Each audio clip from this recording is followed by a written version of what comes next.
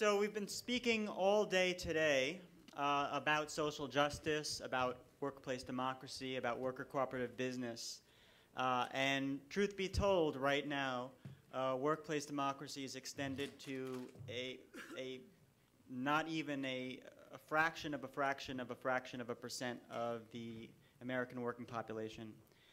And for those of us who care about workplace democracy and for its transformative impact, we have a very special delight today because we have three people who have been spending many, many years thinking very, very hard, very caring and very thoughtful individuals about how to broaden the reach of workplace democracy into the lives of many more people.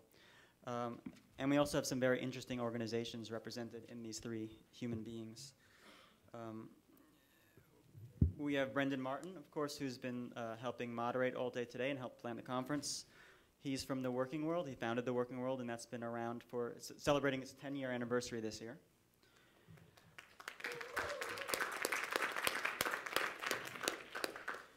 We have Michael Peck from Mondragon, USA. Mondragon, of course, is the most famous sort of shining star of worker cooperatives in the world, and it's now about 60 years old, right? Yeah.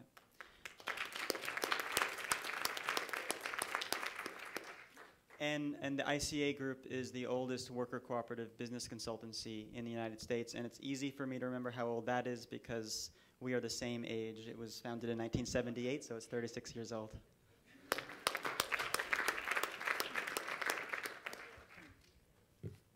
And now we'll have Professor Carmen Huertas Noble, who will moderate the session.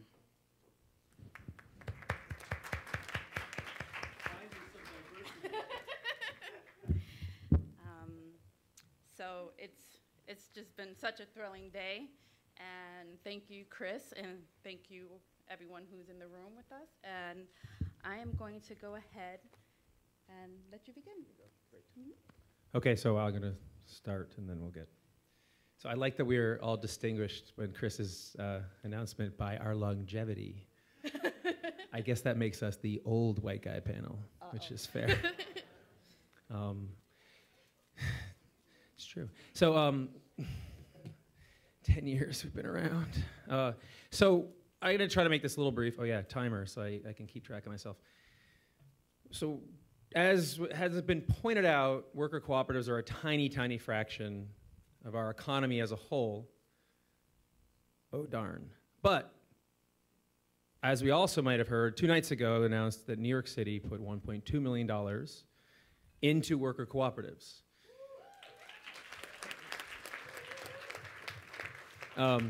Which makes us, New York City is now the leading city in the United States for worker cooperatives as policy acceptance for facing our economic ills. So we are it. This is a good crowd. This is a good crowd. I haven't even gotten to the good stuff yet. So we're the epicenter. So what are we going to do? I mean, the point is, this is not about a co-op. This is about a system.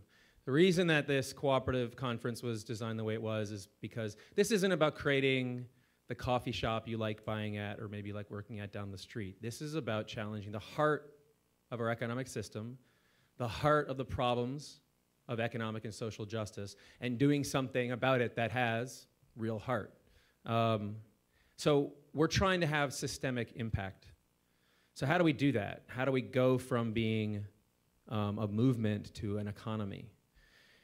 So I'm going to step back for a second and talk a bit about the story that I've come from, which is the most important thing I have to share. In 2001, Argentina went through an extraordinary economic collapse, predicated by, of course, their financial system. The banks all closed their doors, and then, of course, the workers lost their jobs. The people who ran the banks, they were fine, in case you were worried. But, of course, workers were thrown out in the street. The unemployment rate became about half the population. Out of that collapse, out of that incredible need, there rose a movement of worker ownership. It rode on the backs of a number of movements that had come before it. The landless workers movement in Brazil, of the Mondragon movement of worker ownership from Spain, of a number of worker movements in Argentina. And people who had not necessarily been political got together their whole lives, got together with people who had been extremely political, and they decided to get their economy started themselves. They went to this economy where the banks were closed, but they reopened their factories. So about 200 factories across Argentina, mostly centered in Buenos Aires, but all across the country, were reopened by the workers themselves, by people who had never run the companies themselves before, again, who had not necessarily considered themselves political.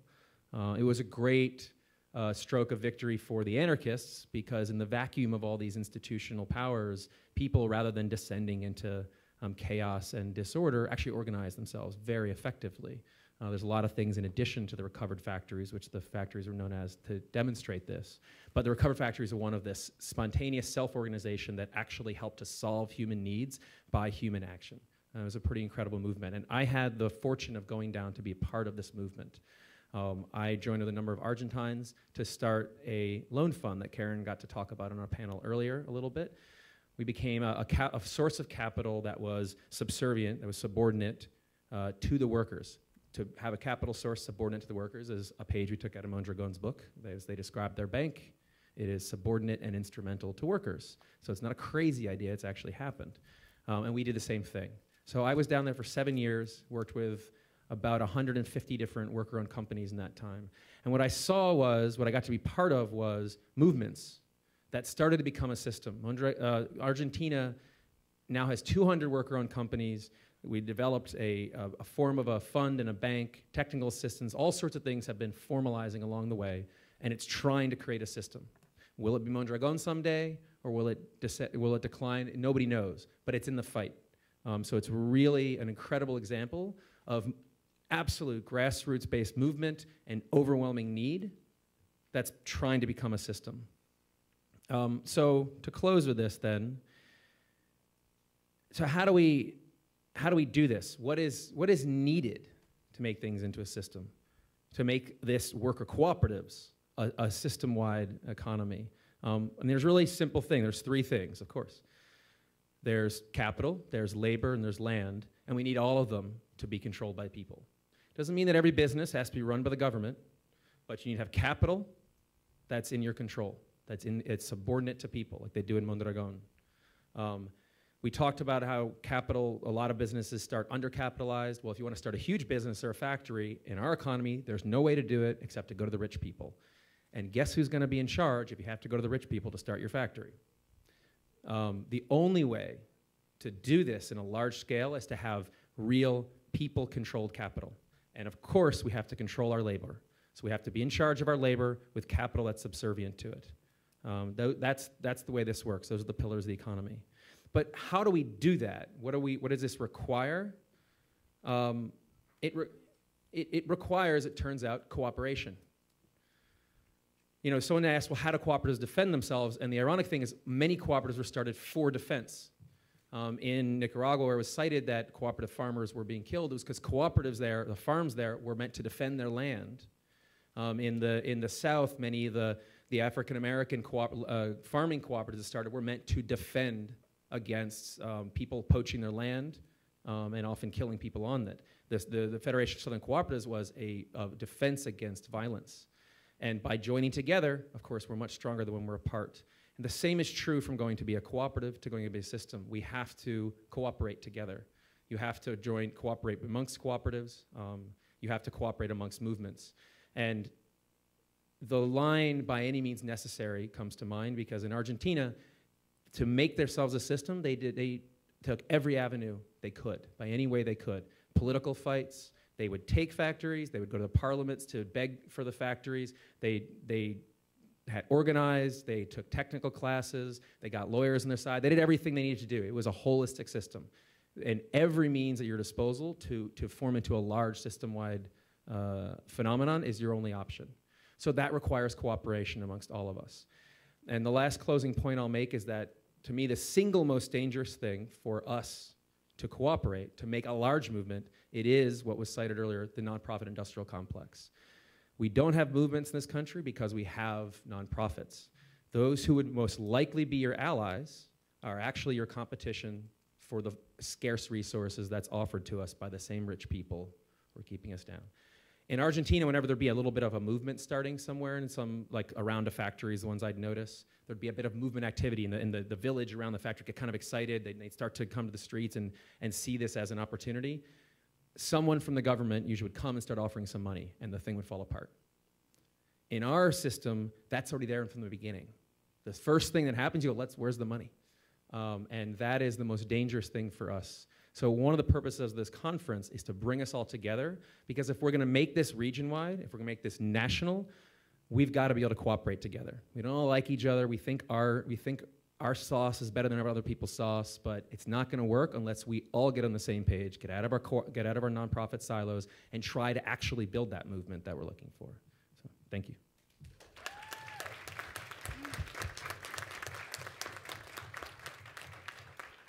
Hi, everybody. Hello. So I want a show of hands for everybody who wants to own their labor and rent their capital.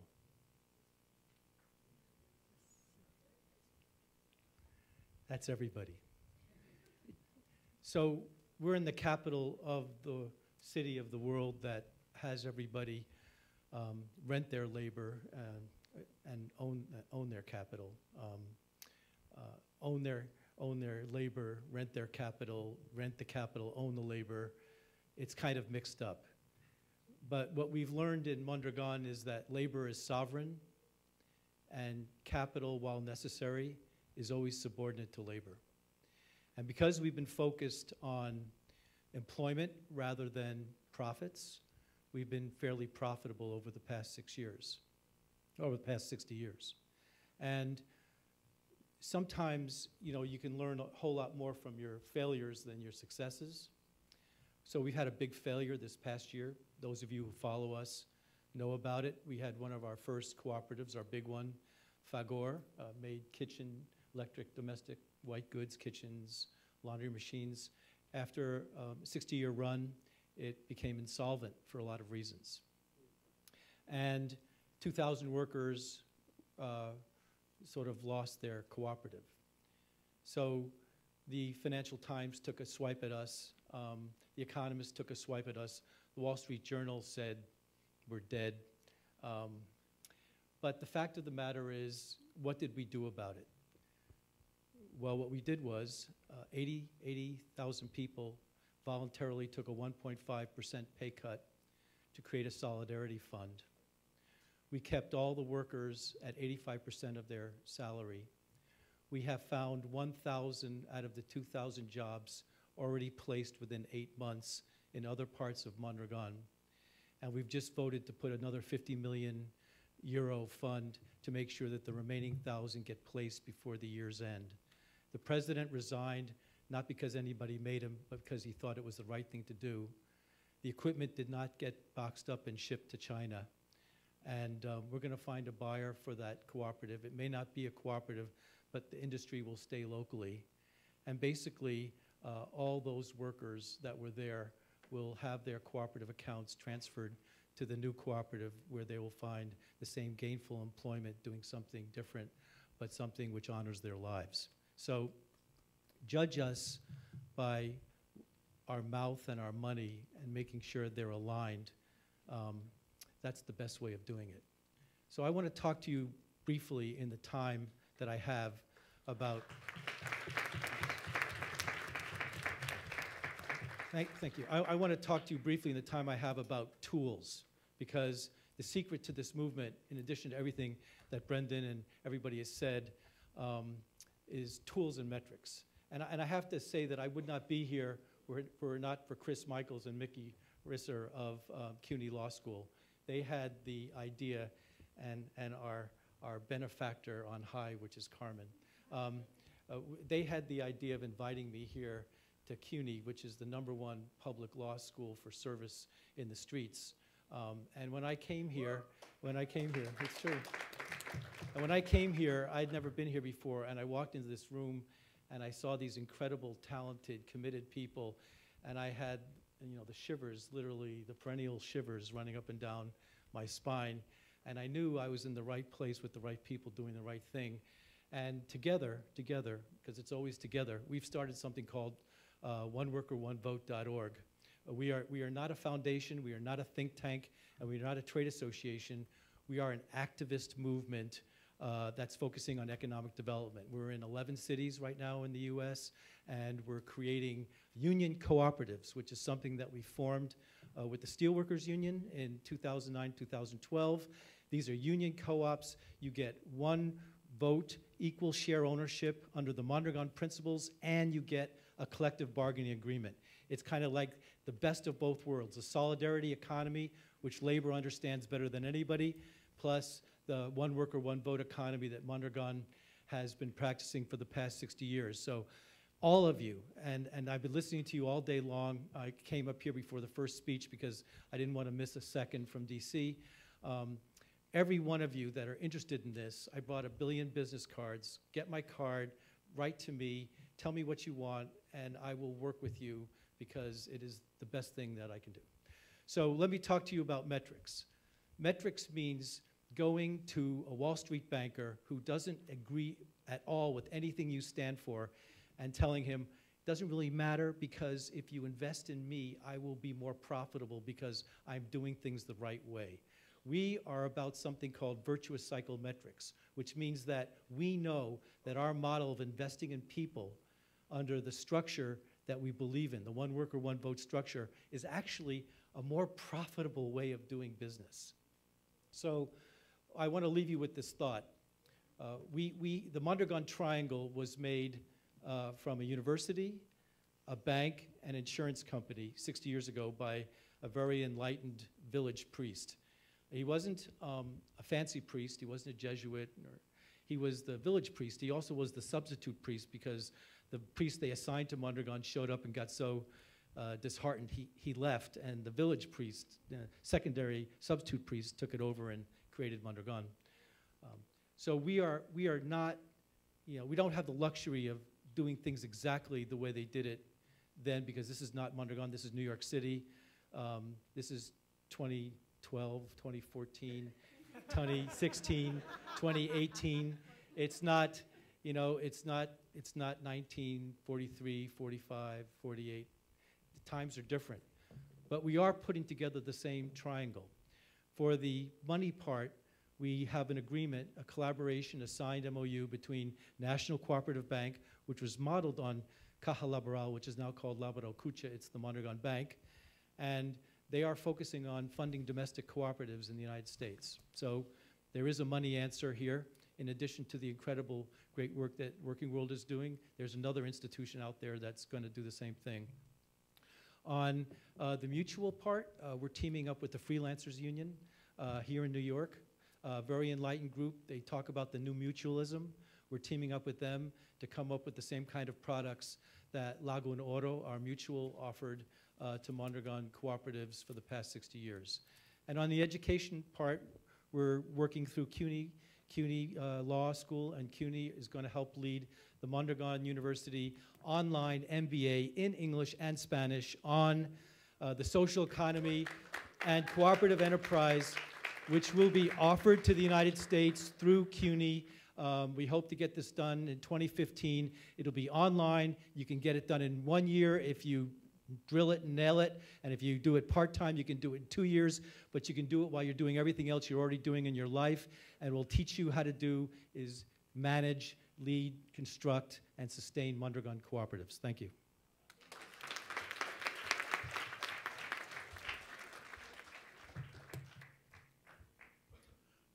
Thank you. So to reintroduce myself, my name is Dave Hammer. I'm the executive director of the ICA group. And first I want to say thank you to Nick Knock to inviting me here, partially because this is a great conference and I'm glad to be here.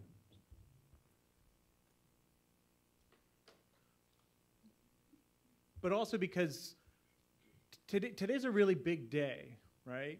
Like yesterday, the city of New York put $1.2 million into worker co-ops, and that's a big deal, right? But I think there's something we can overlook, which is the city of New York also proclaimed that the principle of one person, one vote needs to be and should be and has to be extended into the workplace and into people's economic lives. That's a big deal. That the government is promoting one person, one vote as a central element of people's economic lives. Now at ICA, I sort of have this privilege of being part of this group that's been around for 37 years. I've only been director for less than a year right now. But I have this privilege of being part of an organization that's been sort of at the center of a lot of big deals in the US, in the development of worker co-ops in the US. And so we could talk about sort of some of the things that ICA did and say, look how all the great things that we did. But actually the real lesson I want to talk about is, and the real position of privilege that I get is that ICA has been involved in a lot of great things, but we've also been involved in a lot of failures. We've also we've worked with organizations that have not succeeded, that have failed. And the lessons that you learn from failure, in a lot of ways, is far more important than the lessons you learn from success, right? And for us, the real thing that we've learned is that if we want to succeed as a social movement, we have to succeed as business. And that those two things have to be linked, that co-ops will not succeed if they don't have a strategy, a business model that works, if they don't have a business strategy that the workers, that the members understand, own, and control, if they don't have leadership that can execute that. If we don't have, we're not running the best businesses in the country, we will continue to be a small, small piece of isolation. I'm going to talk a little bit in terms of, instead of strategy, talk about math. So we've talked about like, oh, we're small. So I'm going to put some numbers to that. So co-ops, worker co-ops in the US generally occupy space within sort of small businesses between 10 and 100 people. There are 1.7 million businesses between 10 and 100 people in the US. There's about 500 on a generous day worker co-ops in the US. So that's not 3%, that's not 0.3%, that's 0.03%. Right? So not to be a downer, but we're a rounding error, right? If we continue to do what we've been doing, the natural growth of the economy will wipe us out, right? We have to do things differently, we have to do things smarter, and we have to do things better. So, sort of a depressing position, but I think that the path to having a real influence in the economy is difficult, but it's achievable, right? I just want to put some measures in this. We talked a lot about sort of business metrics. Every time I'm talking to people, I'm going to say, if you do not measure it, you cannot improve it. So we need to start measuring our success. If we create 7,000 new worker co-op members every year for the next 10 years, if we do that, if we create 70,000 new worker co-op members in the next 10 years, we will be 1% of the economic growth, of the job growth of that small business sector. Now 1% is not a lot, but it's a big deal. If you become 1% of job growth, you know who has to pay attention to you? Everybody. That's a big deal. It's going to change how people react to us. And so I'm going to put it out to you that we have to grow this movement by at least 7,000 people every year. And we're not going to do it this year because we're halfway through and we're not even close. We're not going to do it next year because it's hard. So we have to redouble our efforts. But we have to do it. We have to commit to it. And for me, that really is it's about building new businesses, right? It's about increasing the rate of development. And it's also about hiring people. It's about expanding. But the other piece is it's about expanding our tent, right? So one of the groups that I think we do need to talk about is that there are around 9,000 ESOPs in this country. Now, very few of the CEOs of ESOPs in this country really, truly feel workplace democracy in the way that we feel about it. But the 11 million people... Say what ESOPs are? Oh, sorry. An ESOP is an employee stock ownership plan. It's another type of, it's the sort of the predominant form of employee ownership in the US, but it's not inherently and structurally democratic. So there are about 9,000 of them in the US. Not every one of those CEOs cares about it, but every one of the people who works for those companies, they want economic democracy. And there's a foundation to build there. And we need to bring those folks into our tent. We talked about sort of the social movement. We need to bring folks into the tent. And the people who support the principle of one person, one vote, they need to be part of our social movement. Now, I don't come to co-ops from the perspective of co-ops. I came into this world through the labor movement. I worked doing research and organizing in the labor movement for a number of years. And the first place where I sort of cut my teeth was on a strike at a tire plant. It was a 3.5-year-long strike at a tire plant in Natchez, Mississippi. And I learned 3 key lessons from that project, or that task, that sort of really arduous, terrible fight, that I think have to apply to what we want to do as a co-op movement. One is that you have to own the capital, right? That at the end of the day, we won that strike, but the plant closed because capital didn't give a damn about those people, and they were able to outlast us, right? So we have to own the capital. We've got that in worker co-ops. The other piece is that we need to persevere, right? So the message of that strike was always one day longer, that we're going to last one day longer than you're willing to fight us, and we need to persevere. And that means, for us, I think we need to connect very strongly with social movements that exist beyond the firm, that exist beyond a business, that are part of a social movement. I mean, Brendan's point around sort of building a movement outside of the nonprofit sector, I think, is critical. If we're going to persevere as a movement, we need to do that. But the third thing that I think we need to talk about is, if you want to build strength, if you want to build power, if you want to change the nature of people's lives, we need to think about development along industrial lines. In the labor movement, if you don't have 20% of the market, you can't take wages out of competition. We cannot make people's lives different. We cannot change the fundamental nature of the industries that we're in unless we're bigger, unless we're different, unless we're looking at the supply chain and the value chain of the industries that we're in, right? We've got a lot of successful house cleaning co-ops in this city, but we shouldn't be satisfied until every nasty, terrible house cleaning business is ridden out of town, right? We can't, we've got power, we've got sort of footholds in certain industries, but we need to figure out how to expand our base in those industries, and we need to figure out how to grow within that value chain. So that's my point. Thank you.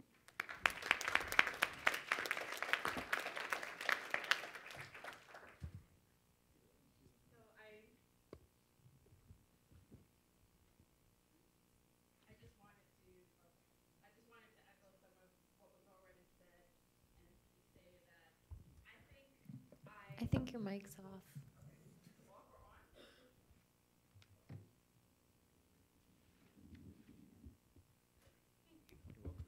Thank you. I guess I would like to reframe, because I don't see it as failure. I actually see it as a sign of, there's a failure component to it, but I think the most important component is the component that you spoke about, Michael, in terms of what do we do when times are hard, because it's easy to do what's right when times are good. So in terms of crisis and dealing with crisis, the way that it was handled, to me, has an invaluable success story to tell, right? In terms of making sure we take care of each other during those periods of time. And what all of you said that really echoes with me, and I'm sure echoes with the people in the audience, resonates with the people in the audience, is that we have to come together as different movements to further all our common goals of securing economic justice for all of us, including ourselves. It's not the people we help in some other community. It's our community members and partners and people that we live with and ourselves that will help. Our struggles are connected and our solutions need to be connected. And I think that my heart has been really swelled today in terms of seeing the different, I hate to use the word silos, but to see people coming together outside of their silos, in the same room, having the same focus and energy and commitment to thinking about how we do this, how we do it better, how we do it right, how we experiment, because we cannot undervalue experimentation. and have maybe sooner rather than later, hopefully sooner rather than later, a conference in which we come back and we are not a fraction of the economy, but a much, much larger percentage. So with that said, I wanted to open up and see if folks in the audience had any questions for our panelists. There's been such a wealth of knowledge, both on the panel and in the audience, so we should take advantage of that. Far left, yeah. Hi.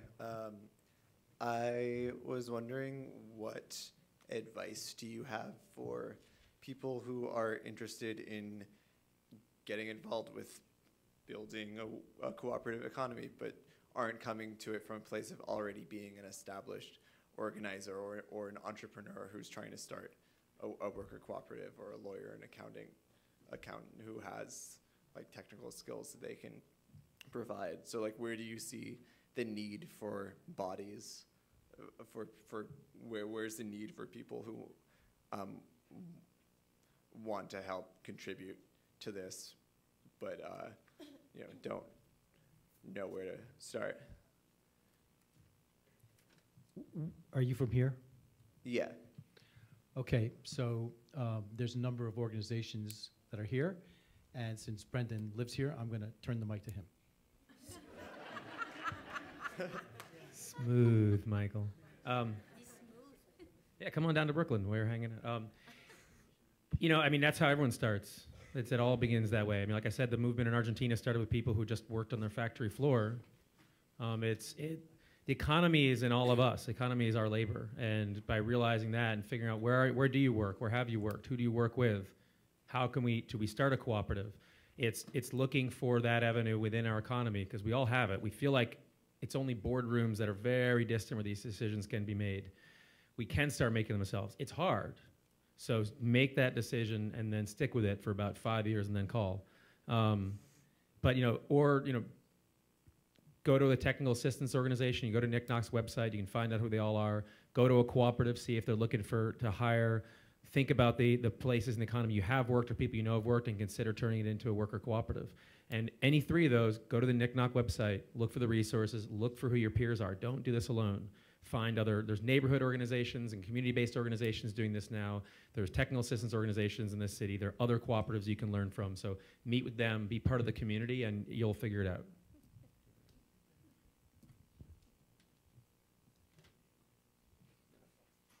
Cool.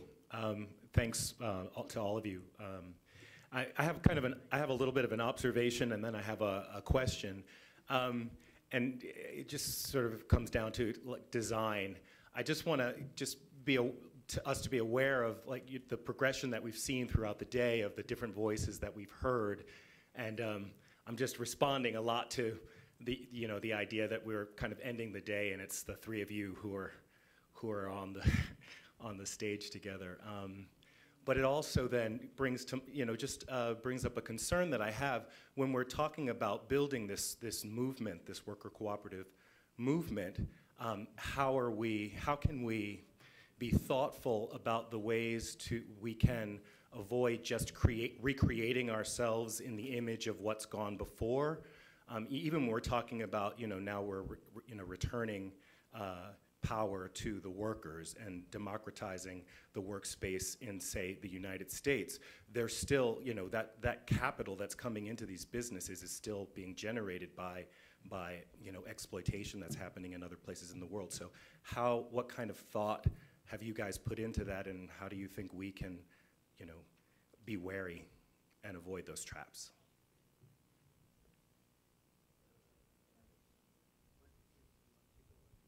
Do you have something? So to the sort of the first point I think you made, which is a really important one. In my mind, the way that we have to build to make sure that our movement is representative of who we are is we need to create democratic institutions, right? So cooperative technical assistance is not democratic, right? It's sort of self-selected.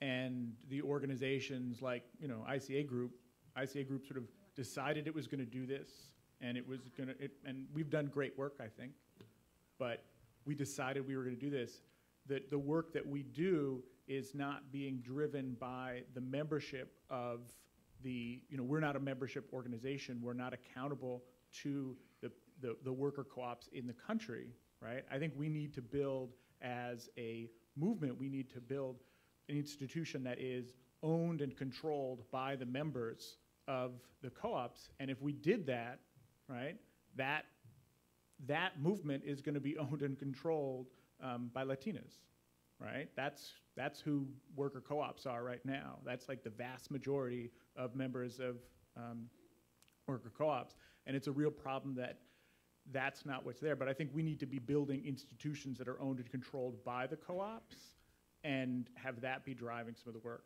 So I agree with that in terms of having membership organizations actually drive the technical assistance.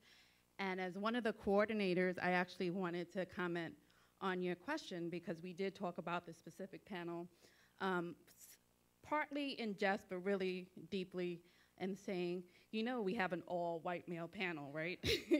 And it's not going to be enough for me to show up and be on the stage, kind of peripherally looking, on the side, which was not the point. But then we thought, another experiment in terms of social experiments, it'll be visibly a thought provoker, and it's even better that you actually made it more explicit. And I think it is important to think about who it is that is part of the movement, and think about making it more inclusive along not only race, but gender, class, all the quote unquote differences that we have. So I wanted to thank you for your question, and to let you know that it didn't go unthought of in the planning process, but we are aware of the appearance, and more importantly, we are aware of the problem, because it is a problem that the people who tend to have privilege in our country and economy are not a very diverse group of people. So we need to build that diversity within our system as well. I just wanted to answer your question two ways. In terms of being white and male, I'm taking pills for that, and we'll see what happens. The second point is that the test that everybody faces is what happens to them when they get power and money. And that is a test that has no color, racial, or gender, or ethnic, or religious, limitations. So this movement is really a movement about freedom. And French 18th century philosopher Jean-Jacques Rousseau said that man is born free, but everywhere he finds himself in chains. And for those of us that have decided to commit ourselves to this movement, it's about freedom, but we can't get our own freedom until we find our freedom in the freedom of others. So that's where I come at it. And I'm going to also answer, because I don't know if you know, but white guys like to talk. So I'm going to, turns out, white mansplaining. I'm not sure if we're going to have time for another question anyway, so I'm not sure. You have to ask Chris, because there actually is one more panel. It's going to be the ones even more powerful than this old group. It's going to be the city council members. But we talked about exactly how this ended. So this was meant to be the sunset panel. This was like oh, that's what it was, those guys. This was like the kind of honorable mention at the end of the Oscars and our Lifetime Achievement career, because hopefully the old white guy panel, it won't be that. Someday it won't be old white guy panel. But this was meant to be the final one in that sense. But the way to actually deal with it, that you can see, I think it's what David said, that we have to have membership-based organizations. I don't know if you know, but NICNOC is a membership-based organization. And right after this, almost at 5 o'clock, we're going to have a membership meeting. So everyone's like, I want to go home, man. It's going to be the World Cup. Come to the meeting, please. It is open. Take your democracy. Push us loudmouths out of the way and take it, make it yours. NICNOC can look whatever you guys want, anyone in this room wants next year if you try to, if you come to those meetings. So we have to make membership-based organizations. But the other part of it is what you did, which is actually pointing it out and asking the questions, because if we don't, we try to make new things. I mean, those who already have resources, guess what? They're going to want to end up with resources. Privilege will allow, hey, we want to start a worker co-op. Like, well, I have to work, you know, a full-time job with kids. Like, I don't have anything to do. I got lots of money. Anyone who has a resource can start their own co-ops. Unless we actively are transparent about it, admit that, and work consciously as a movement to counteract that, we're just going to see the same privilege rise to the top. It'll happen again. It's happened in the worker co-op movement in this country already. There's lots of co-ops that are nice places for middle-class kids who graduate from college to go to. There's not nearly as much of like what I saw in Argentina or what you see in Nicaragua, real co-ops that respond to actual economic needs. Now there's a flip side. The best co-ops, most successful co-ops, are the ones that are built on need. The best co-op workers aren't the ones that got the kind of educations that cost a lot of money. They're ones who really want to make that co-op work. And that's what we've seen in Argentina and Nicaragua and elsewhere. And they're the best places to work with people who really want to make that job happen. So I said to him, try it for 5 years. People who really want to make it work, they're the ones who can make worker co-ops work. So it takes effort to make those membership-based organizations, because privilege will also manifest itself in who has the volunteer time to show up. Oh, I got to slow down. But if I slow down, it'll take even longer. So we need to address it transparently, even in who can show up to our membership meetings. We also still need to try to show up to our membership meetings and try to build an inclusive set of memberships so we can have a membership-driven national organization. It's the only way to do it. Do we have time for more questions? You know, Chris, how are we doing? Are we waiting for...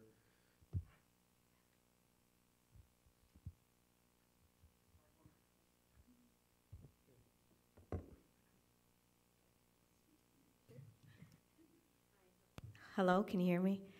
Hi, I'm Adriana. I'm a student from Community College, and I have a question for Brendan, sorry. You were stating that you were talking about capital being subservient, right? I wanted to know, like, to me that sounds kind of like an oxymoron, and like, how is that possible in, like, for instance, a student like me that is in an institution that has very set policies and bureaucracy, and people in power, tenured professors and deans that make, you know, six-figure income, and I have to propose this idea to them. How is it that, how do we incorporate the capital being subservient in that type of setting? That's a great question. I'm going to let everyone here answer that because they have answers to all that. But to start it off, you really can't do it alone, that's for sure. We can't have to do it by banding together. One student tries to say this debt, because student debt is one of the largest, it's grown in the last 10 years more than almost any other kind of debt in the country. Well, you say, I'm not going to pay my debt, you're going to suffer for it. If you all band together and make a debtors union, which there are a number of, go to strike debt, and there's a movement to actually strike against all that student debt. Only together can we actually tame capital and make it subservient. It's not at all, it's not easy. There's no easy answer. I mean, what Michael represents, though, is Mondragon, where they managed to do it. It took them a long time. They started their own bank.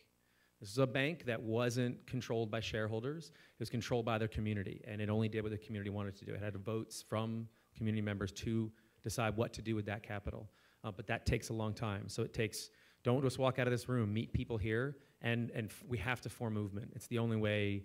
It won't happen tomorrow. But it definitely won't happen alone.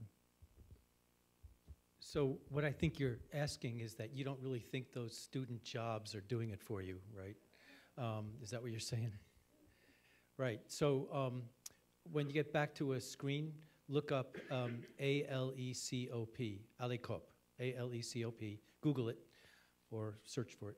And what that is, I think it's 45 years old now. It's a Mondragon student-run and student-managed, student-owned co-op. And it was set up for students that went to Mondragon University to work and be paid for, but also own their own workplace environment. In other words, prove the principle while you're doing it and learning about it. It's been very successful. sells educational products all around the world. And with the projects that we're working with through CUNY, through Carmen's leadership, we hope to bring that model to New York City.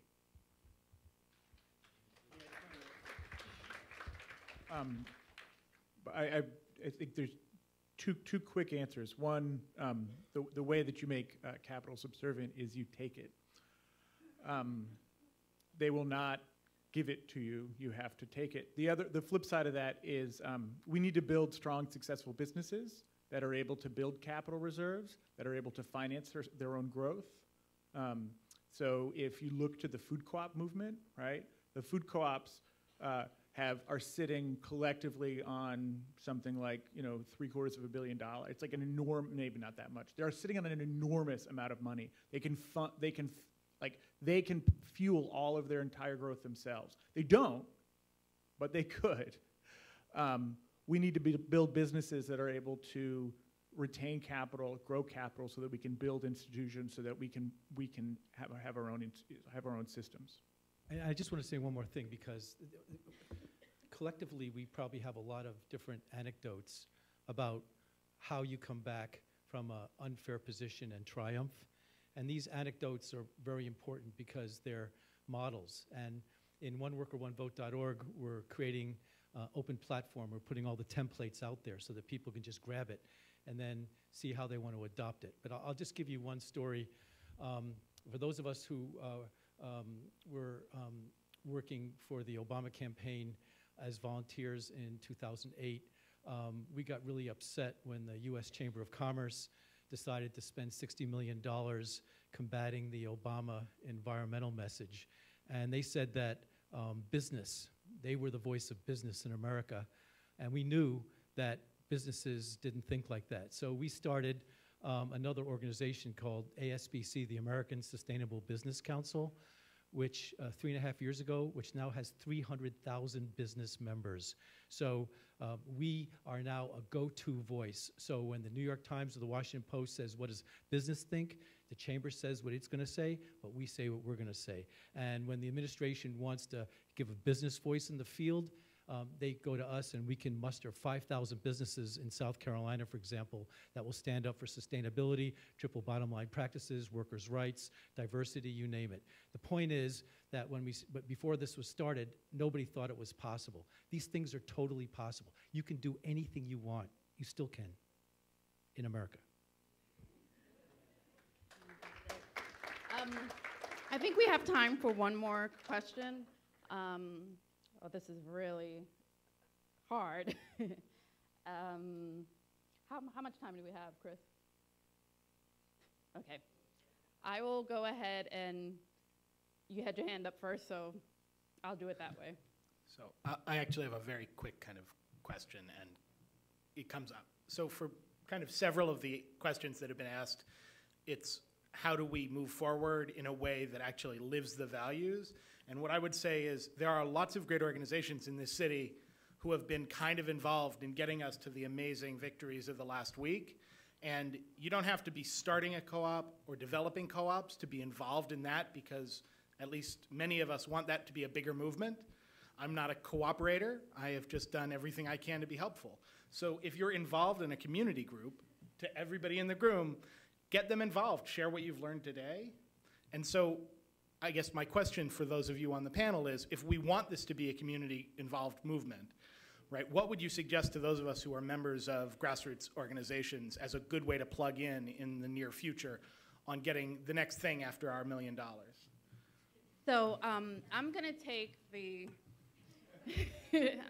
prerogative to kind of not answer your question, but to acknowledge that it is an important question, and actually acknowledge your support as an individual in the movement as well, and say that this is a continuing conversation. It is by no way designed to be just a presentation, but hopefully to continue the momentum that we have been creating and continuing in the conversation. And I guess I was thinking a good way to kind of transition would be for me to exercise a little self-reflection on my comment in terms of who raises their hand first. So if there's anyone who's willing to be put on this spot, who didn't necessarily raise their hand first for whatever reason, but would like to ask a question, please show your hands again, so that, because a lot of times that is a privileged situation in terms of who feels entitled to ask questions and have their questions answered.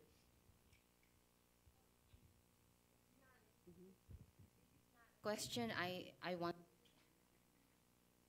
We came here just to get the basic information to create a co-op, and now I'm hearing that you're talking about the movement. And we're part of the, domestic workers movement. We've been talking a lot about social justice here in New York City, and we're from the Philippines. Yeah. So here we're very confused about, how people, build the movement here.